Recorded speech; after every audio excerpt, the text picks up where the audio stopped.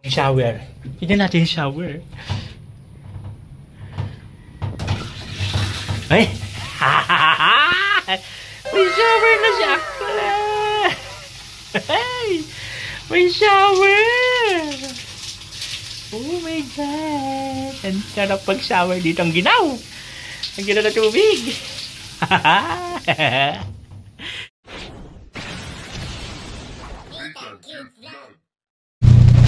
Yun na nga guys, dito na tayo ngayon sa Santa Elena, Camarines Norte. At ito yung panahon dito ngayon. Grabe. Ang lakas ng ulan guys. Lagi na lang pumaulan dito sa Cam Norte. Ano ba nangyari dito?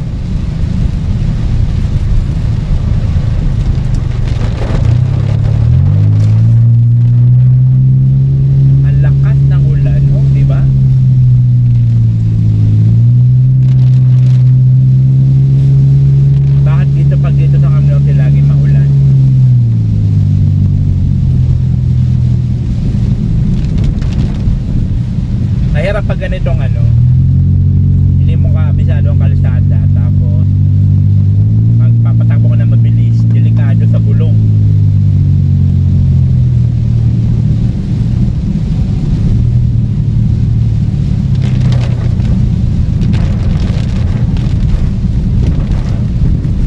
Delikado po yun sa mag.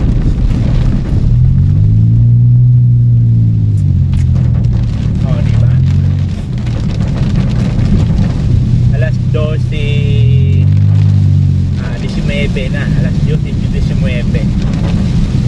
ng hapon. So umalis pa ako doon ng alas 5. Grabe oh.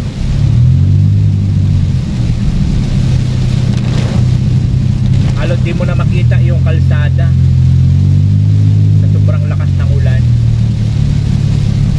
Ito yung sitwasyon natin dito ngayon sa biyahe natin papuntang Cam Norte. Grabe ang lakas ng ulan.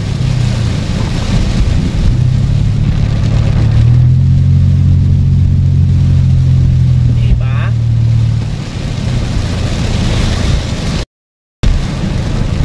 Yun yung sitwasyon natin guys, dito sa biyahe natin ngayong araw. Super lakas ng ulan.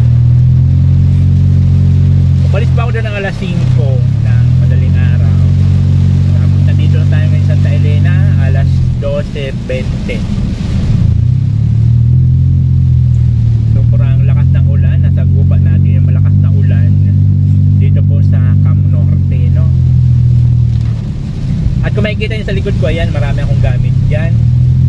Yung folding big po, ano po yan sa atin ni Lolita Olaso. Maraming salamat.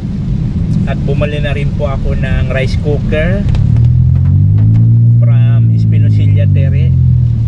Salamat, maraming salamat. At bumili rin ako ng burner, single burner lang.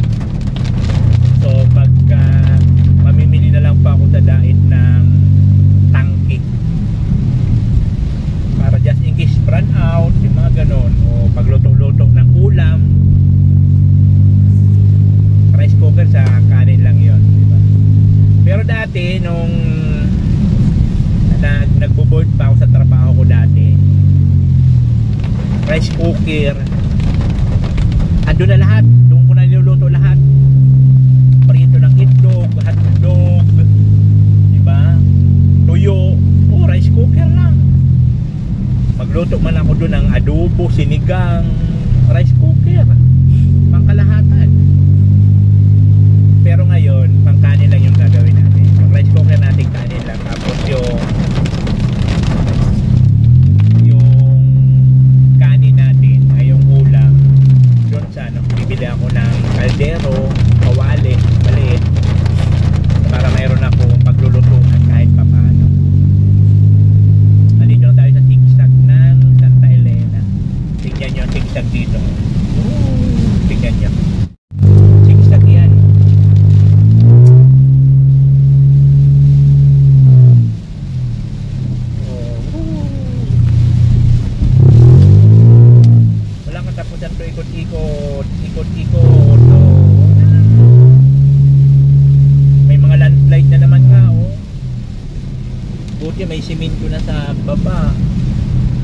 Yun, di pa rin yan ubra pag inano ng ano ng lupa. Pag ang kalikasan magalit, wala pa rin sila wala magagawa yung ano. Oh, ayan, ikot-ikot. Wow, may falls. Falls! Ah, may falls. Pag maulan lang po yan, nagkakaroon ng falls dyan, oh. Diba?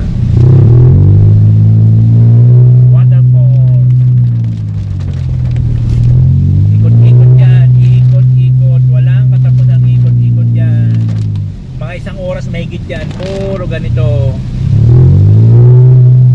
ikot-ikot. Grabe.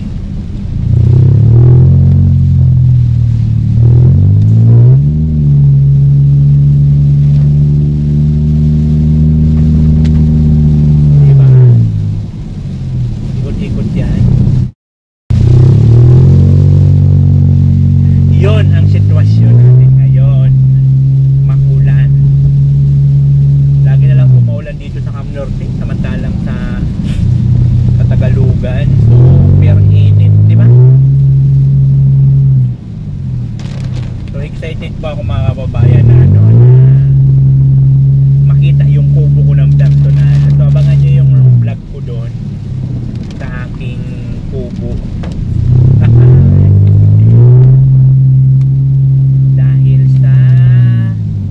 Picture ko lang naman siya nakikita, picture tapos video set ng kapatid ni Del, si AJ.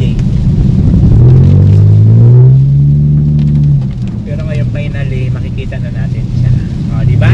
So tupag-continue tayo mamaya pagdating ko doon, i-continue ko yung vlog ko doon sa kubo kasi dito for lang to ikot-ikot walang katapusan ikot-ikot, di ba? So mamaya ulit. So ayun na nga guys, dito na tayo ngayon. At dumaan muna ako doon kala AJ at kinuha ko yung susi. Ayan, dahil sumama siya sa akin sa likod. At may dinala rin po ako doon at mayroong pinadala si Del Cabarly Vlog. So ngayon papunta tayo sa kubo namin.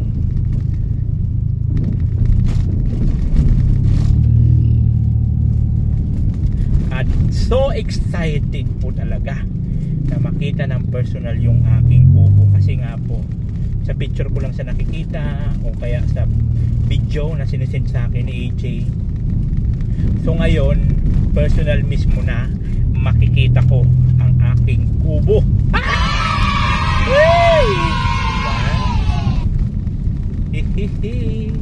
Kaya lang umulan na naman. Grabe po ang ulan dito. Ang ulan dito hihinto siya ng mga ilang minuto and then babanat na naman ang ulan. Grabe. Excited lang ako na makita yung kubo ko. So ngayon, papunta tayo doon.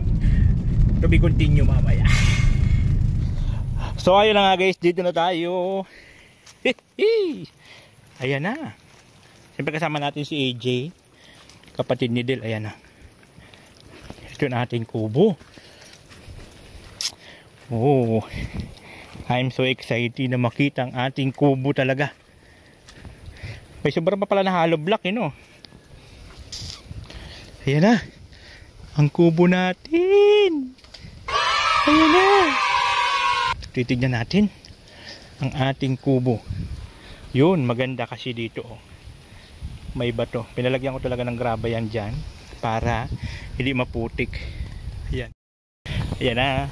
Kubo natin. May papaya pa ako dito, oh. Ikaw ba nagtanim na AJ? Papaya?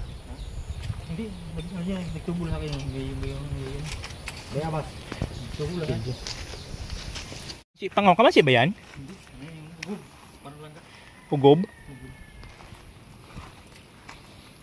Ayan. O, di na dito maputi kasi mayroon siyang graba, guys.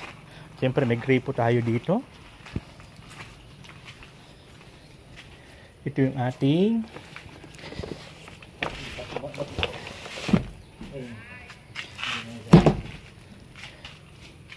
at ito yung uunahin natin dito ipasok. Kabiling-bili naman ito ni Del. Ha? Ayun. Buti hindi naman basa. Ibig sabihin, hindi tumulo. Yan, una natin ito dito ipasok. Diba? Bumbilya. Ilaw. Ay, andun yung bumbilya pala sa ano. Sandali, kukunin ko. Bumbil? Oo. Yun. Ang ganda. May bintana pa.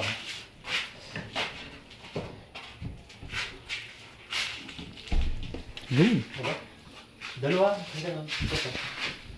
Dalawang bintana natin. O, ayusin ko na lang yan mamaya. So, ayun guys, dito na tayo ngayon sa kubo natin. Iyan yung kubo natin. Malawak pala. Kasi man dito ikaan ko pala yung folding big ko. Sakto may duyan ako nadala dun. Tali ko dito. Duyan, no? Habang nag-i-edit ko yan duyan. Ito yung makab. Ay, sarado nga. Oo. Sarado. Bubuksan pa namin ito dun. Ano yung bukasan eh. Ay, siya pala yun. Oo. Sa kontador. Andun yun. So, kukunin muna namin yung bumbilya. Asa lang ano dito, switch. Sa loob? Ah, okay. Wala pala yung ano na ito. Parang breaker? Oo, breaker. Pwede. At siyempre, inuna natin itong ano, tubig, bigas, saka asin, rosary, meron yan dyan. Inuna muna natin siya ipasok. Yan talaga una-una natin na ipasok. At meron pa dito akong pangunta sa ano, mumu. May pangunta pa ako dito sa mumu. Ayan doon yata. Ay, dito. Pangunta to sa mga inggit. Dito ko ito ilalagay sa pintuan. So ngayon kukunin ko na ibang gamit ko doon at andun yung bumbilya para matesting na natin kung gagana ang ating bumbilya. Oh my god! At syempre ang ating CR. Titignan din natin ang CR natin. Maganda kasi may bato na dito. Bato-bato. Yun! Malawak din pala. Akala ko maliit lang to pag sa video. Malawak! Mayroon din tayo ditong shower. May gripo. Diba? Okay. Ito yung ating bowl. May bowl siya. May tubig lang. Tanggalin ko lang yung tubig mamaya. Malakas man ang ulan dito. Malawak pala. Pag tinignan mo siya sa video, akala mo ang liit lang. Pero malawak oh. May tubig lang siya. Alin ko lang yan mamaya. O, diba? Ay! Ang sarap sa pakiramdam. Ang sarap sa pakiramdam na nandito na ako ngayon sa kubo ko. At ito pinalagyan ko talaga ito dito. Extension para hindi ano ang ulan, hindi pasok. Diba? Hindi pasok ang ulan dito. Kaya pinalagyan ko pa siya dito. Doon sa kabila. Tingnan natin. Oh, dyan. Yun, ayan na yung tubig natin. Yan. Dito guys, kahit di ka gumamit ng tubig, may babayaran ka 75. So pabulusin muna natin para mawala yung mga putik-putik. Gripo. So, para malinis. Walisan ko yun mamaya. May walis ako dun. Oh, di ba? Yung shower. Tignan natin yung shower. Ay! May shower na si Akla! Ay! May shower! Oh my God! Ang sarap pag-shower dito. Ang ginaw! Ang ginaw na tubig! Tuwang-tuwa no? Parang bata. Ang lakas na tubig! Oo.